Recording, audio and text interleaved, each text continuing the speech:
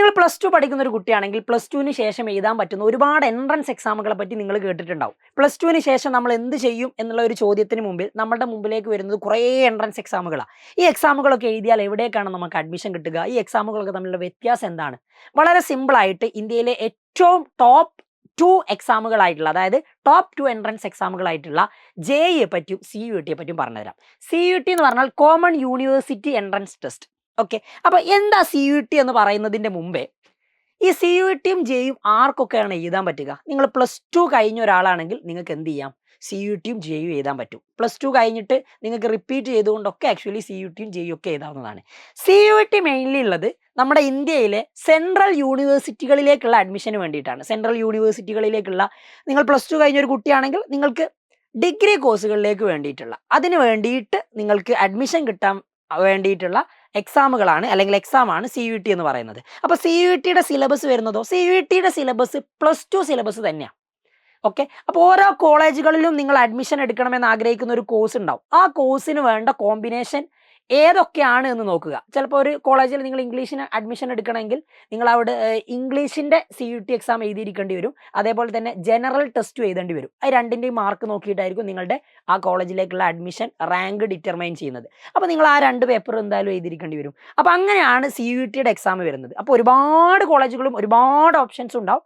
ഒരു കോളേജിൽ, അല്ലെങ്കിൽ നിങ്ങൾ ചൂസ് ചെയ്യാൻ പോകുന്ന കോളേജിലേക്ക് നിങ്ങൾക്ക് വേണ്ട ഏതൊക്കെ പേപ്പറാണോ അതിൻ്റെയൊക്കെ എക്സാമുകൾ നിങ്ങൾക്ക് എഴുതാവുന്നതാണ്. ഓരോ പേപ്പറിനും ഓരോ സമയത്തായിരിക്കും എക്സാം ഉണ്ടാവുക. ഓക്കെ, 1 വീക്കിൻ്റെ ഉള്ളിലൊക്കെ ആയിട്ട് തന്നെ ഉണ്ടാവും, 1 വീക്ക് 2 വീക്കിൻ്റെ ഉള്ളിലായിട്ട് ഉണ്ടാവും. അത് നിങ്ങളുടെ +2 എക്സാമിന് ശേഷമാണ് ഉണ്ടാവുക. സിലബസ് കമ്പാരിറ്റീവ്ലി സിമ്പിളാണ്. നിങ്ങൾ +2 പഠിക്കുന്ന സിലബസിനേക്കാളും കുറച്ചുകൂടി ഒന്ന് ലെവൽ കൂടിയ സാധനം. ഭയങ്കര ടഫല്ല, പക്ഷേ NCERT കൃത്യമായിട്ട് ചെയ്ത് പഠിക്കുന്ന ഒരു കുട്ടിക്ക് CUET ക്രാക്ക് ചെയ്തുകൊണ്ട് നല്ല മാർക്ക് സ്കോർ ചെയ്യാൻ പറ്റും. അപ്പോൾ നോർമലി ഡിഗ്രി കോഴ്സുകളിലേക്കുള്ള, സെൻട്രൽ യൂണിവേഴ്സിറ്റിയിലെ ഡിഗ്രി കോഴ്സുകളിലേക്കുള്ള അഡ്മിഷന് വേണ്ടിയിട്ടാണ് CUET എഴുതുന്നത്. ഇനിയിപ്പോൾ സെൻട്രൽ യൂണിവേഴ്സിറ്റിൻ്റെ അണ്ടറിൽ വരുന്ന എഞ്ചിനീയറിംഗ് കോളേജുകളിലേക്കും നിങ്ങൾക്ക് CUET ത്രൂ അഡ്മിഷൻ എടുക്കാവുന്നതാണ്. സിമ്പിൾ കാര്യം. രണ്ടാമത്തത് എന്താണ് JEE എക്സാം നിങ്ങൾ പ്രിപ്പയർ ചെയ്യുകയാണെങ്കിൽ നിങ്ങൾ CUET പോലെയല്ല, നിങ്ങൾ അത്യാവശ്യം നല്ലതുപോലെ ഇരുന്ന് പഠിക്കേണ്ടി വരും. ഇത് JEE എക്സാമിൻ്റെ syllabus +1 +2 NCERT physics chemistry maths ആണ്. ഈ 3 സബ്ജക്റ്റുകൾ NCERTക്ക് പുറമുള്ള കാര്യങ്ങൾ കൂടി JEE എക്സാമിന് വരാറുണ്ട്.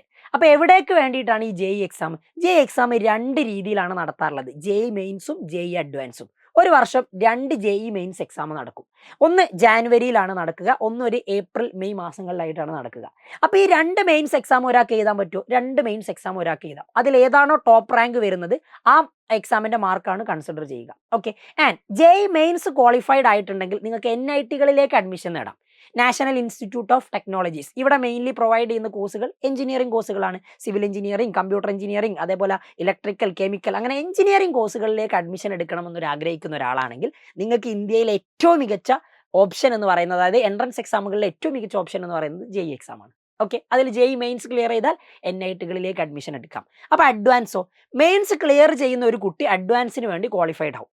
അപ്പോൾ അഡ്വാൻസ് അവൻ എഴുതി നല്ല മാർക്ക് കിട്ടിയാൽ അവൻ എടുക്കാൻ പോകുന്ന, അല്ലെങ്കിൽ അവന് കിട്ടാൻ പോകുന്നത് ഇന്ത്യയിലെ ടോപ്പ് പ്രീമിയം IIT കോളേജുകളിലേക്കുള്ള അഡ്മിഷൻ ആയിരിക്കും. IIT എന്ന് പറഞ്ഞാൽ ഇന്ത്യൻ ഇൻസ്റ്റിറ്റ്യൂട്ട് ഓഫ് ടെക്നോളജി. ഇവിടെയും പ്രൊവൈഡ് ചെയ്യുന്നത് എഞ്ചിനീയറിംഗ് കോഴ്സുകൾ തന്നെയാണ്. അപ്പോൾ എന്താ NITയും IITയും തമ്മിലുള്ള ഡിഫറൻസ്? IITകളാണ് കുറച്ചുകൂടി പ്രീമിയം കോളേജുകൾ. അപ്പോൾ ഇവിടെ നിന്ന് പഠിച്ചിറങ്ങിയിട്ടുണ്ടെങ്കിൽ നിങ്ങൾക്ക് വലിയ കമ്പനീസിൽ നിങ്ങൾക്ക് പ്ലേസ്മെൻറ്റ് കിട്ടും. നല്ലൊരു എക്സ്പോഷറോട് കൂടി നിങ്ങൾക്ക് പഠിക്കാൻ പറ്റും. NITയേക്കാളും എത്രയോ ബെറ്ററാണ് IITs. അപ്പോൾ എല്ലാവരും IITയിൽ പഠിക്കാൻ വേണ്ടിയിട്ടാണ് എയിം ചെയ്യുക. അപ്പോൾ കാര്യങ്ങൾ മനസ്സിലാക്കുക. CUET എക്സാം മെയിൻലി ഫോർ നമ്മുടെ നാട്ടിലുള്ള സാധാ ഡിഗ്രി കോഴ്സുകളിലേക്ക്. അപ്പോൾ JEE എക്സാമുകളോ അത് എഞ്ചിനീയറിംഗ് കോഴ്സുകളിലേക്ക്. CUET നിങ്ങൾക്ക് സെൻട്രൽ യൂണിവേഴ്സിറ്റിയിൽ ഡിഗ്രി പഠിക്കാം എന്നുള്ളതാണെങ്കിൽ, JEE എക്സാം എഴുതി ക്ലിയർ ചെയ്തിട്ടുണ്ടെങ്കിൽ നിങ്ങൾക്ക് NITയിലും IITയിലും എഞ്ചിനീയറിംഗിന് വേണ്ടി പഠിക്കാൻ പറ്റും. അപ്പോൾ CUETയും JEEയും തമ്മിലുള്ള എക്സാമുകൾ കമ്പയർ ചെയ്യുന്ന സമയത്തോ JEE ഭയങ്കര ടഫസ്റ്റ് എക്സാമാണ്. ഇന്ത്യയിൽ നടക്കുന്ന, അതായത് +2ന് ശേഷം ഇന്ത്യയിലെ കുട്ടികൾക്ക് എഴുതാൻ പറ്റുന്ന എൻട്രൻസ് എക്സാമുകളിൽ ഏറ്റവും ടഫസ്റ്റ് ആയിട്ട് കൺസിഡർ ചെയ്യാവുന്നതാണ് ആക്ച്വലി JEE. അപ്പോൾ ആ ഒരു ലെവലുണ്ട്. നല്ലതുപോലെ പ്രിപ്പയർ ചെയ്താൽ മാത്രമേ JEE ക്രാക്ക് ചെയ്യാൻ പറ്റും. പക്ഷേ CUET നിങ്ങൾക്ക് ക്രാക്ക് ചെയ്യണമെങ്കിൽ +2ൻ്റെ കൂടെ തന്നെ നിങ്ങൾക്ക് NCERT കൃത്യമായിട്ട് വായിച്ച് പഠിച്ച് പ്രോബ്ലംസ് ചെയ്തിട്ടുണ്ടെങ്കിൽ പറ്റും.